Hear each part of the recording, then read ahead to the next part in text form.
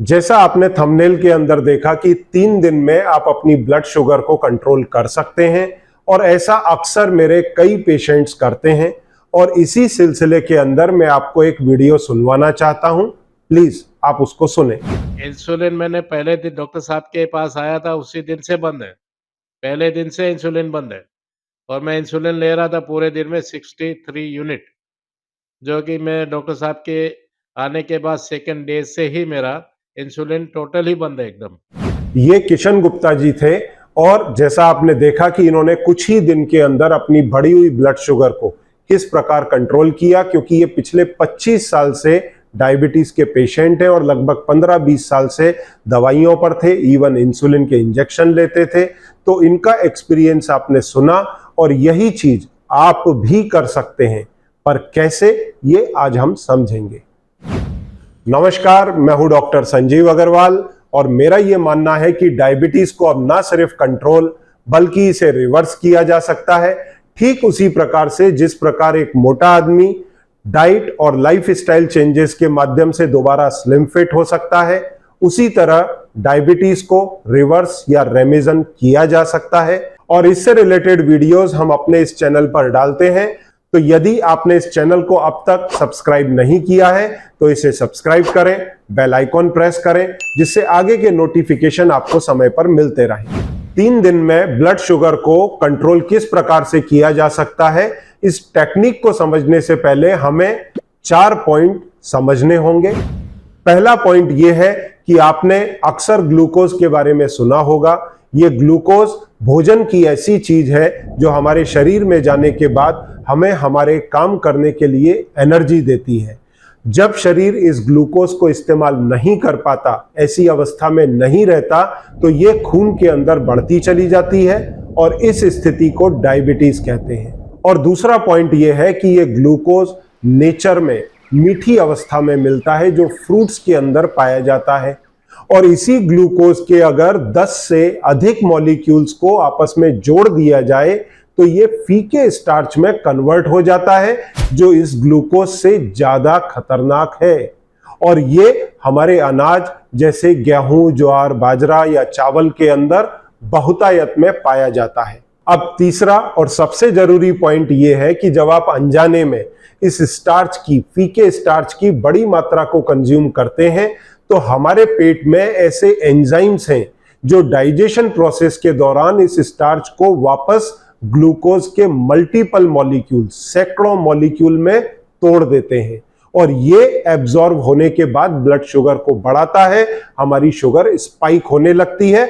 और इस बारे में आपको जरा भी मालूमात नहीं है, इसलिए आप डायबिटिक लाइफ टाइम बने रहते हैं। अब मैं आपको एक चौथे पॉइंट पे मजेदार चीज बताता हूं। जब ये ग्लूकोज आपकी ब्लड शुगर बढ़ाता है तो आपको जानकर के आश्चर्य होगा कि आपके खून के अंदर मात्र 1 चम्मच शक्कर होता है और उसमें आपकी ब्लड शुगर आती है 100 मिलीग्राम पर डेसीलीटर। अगर यही 2 चम्मच हो जाए तो आपकी ब्लड शुगर रीडिंग डबल हो जाएगी, 200 मिलीग्राम पर डेसीलीटर। और वहीं 3 चम्मच हो जाए तो ये रीडिंग 300 पर पहुंच जाएगी। ऐसी स्थिति में आपका शरीर एक स्टेबिलिटी 100 मिलीग्राम को बनाए रखने के लिए ये जितना भी एक्स्ट्रा ग्लूकोज है, जिसे हम शुगर बोल रहे हैं, उसे लिवर खींच लेता है और इसे कन्वर्ट करता है स्टोरेज फॉर्म में, और इसको लिवर ग्लाइकोजन के रूप में स्टोर करता है। मतलब एनिमल बॉडी के अंदर जब वो ग्लूकोज स्टोर होगा तो ग्लाइकोजन कहलाएगा, वही अगर नेचर में स्टोर होगा तो स्टार्च कहलाएगा। मतलब आप समझ रहे हैं, जो आपने अनाज खाया उसमें 10 से 100 मॉलिक्यूल जो ग्लूकोज के थे वो चिपक करके स्टार्च बन गए। पेट में आके वो मॉलिक्यूल फिर खुल गए और ग्लूकोज बन गया। खून में ये ग्लूकोज था, उसे वापस लिवर ने खींचा, वापस उसको जोड़ करके एक मॉलिक्यूल बना दिया, तो 10 से 100 मॉलिक्यूल या इस तरह के कई मॉलिक्यूल मिलके ग्लाइकोजन बन गया। अब जब आपके खून में शक्कर की मात्रा घटती है, जैसे 90 आ गई, 80 आ गई, तो लिवर वापस से ग्लाइकोजन को कन्वर्ट करता है, ग्लूकोज में ब्लड फ्लो में छोड़ देता है। वहीं अगर आपके शरीर में ग्लाइकोजन की बहुत मात्रा अगर बढ़ने लगी, क्योंकि शरीर में ग्लाइकोजन के स्टोरेज मात्र 500 से 700 ग्राम के हैं, जिसमें 100 ग्राम लिवर में और 500 से 600 ग्राम आपके मसल में स्टोर होता है। जैसे ही ग्लाइकोजन के स्टॉक बढ़ेंगे, बॉडी हैंडल नहीं कर सकती, तो बॉडी ग्लाइकोजन की जगह इसी ग्लूकोज से ट्राइग्लिसराइड बनाती है, फैट बनाती है, जिससे शुरू होता है फैटी लिवर। और इसी ट्राइग्लिसराइड को लिवर पंप कर देता है आपके ब्लड फ्लो में, तो आपका ब्लड का ट्राइग्लिसराइड बढ़ जाता है। और अक्सर इसके लिए डॉक्टर आपको एक फैटी लिवर की गोली देते हैं और एक आपको ट्राइग्लिसराइड लेवल को मैनेज करने की गोली देते हैं, जबकि ग्लूकोज के ओवरडोजिंग को रोककर इस समस्या का हल पाया जा सकता है। अब ये सब जानने के बाद में हम वो टेक्निक जानेंगे जिससे आप 3 दिन में अपनी ब्लड शुगर कंट्रोल कर सकते हैं, परंतु इसे आप बिना सुपरविजन के घर में ना करें। क्योंकि देखिए, डायबिटीज के मरीज को यह कहा जाता है कि आप दिन में 6 बार खाएं, दिन में 4 बार खाएं, दिन में 3 बार खाएं। ऐसी स्थिति में आप बार बार ग्लूकोज का टॉप अप करते हैं। अगर इस टॉप अप को रोक दिया जाए तो majority of people with in 2 to 3 days उनके शरीर की जो ग्लूकोज जो उनके ब्लड में चल रहा है, 1 चम्मच, 2 चम्मच, 3 चम्मच, या जो लिवर में और मसल में स्टोर्ड है 500 या 700 ग्राम ग्लाइकोजन, ये पूरा एग्जॉस्ट हो जाता है 1.5-2 दिन के अंदर। ऐसी स्थिति में जब ईंधन बचेगा ही नहीं तो फिर शुगर कहां से आएगी, और आपकी ब्लड शुगर तीसरा चौथा दिन आते आते अपने आप नॉर्मल हो जाएगी। और ये मेजॉरिटी केसेस में किया जा सकता है।